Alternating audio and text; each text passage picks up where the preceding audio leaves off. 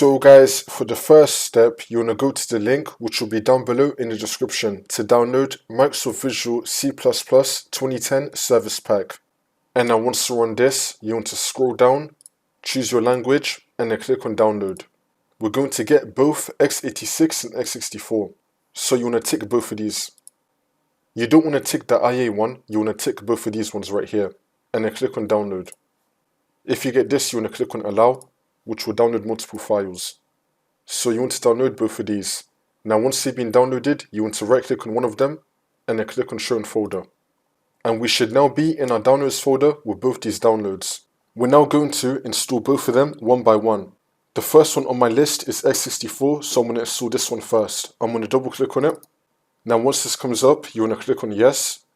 And now once this comes up, you want to tick the box I accept, and then click on install. It's now going to start installing. Wait for this to load. And now once that's been done, we can now click on finish.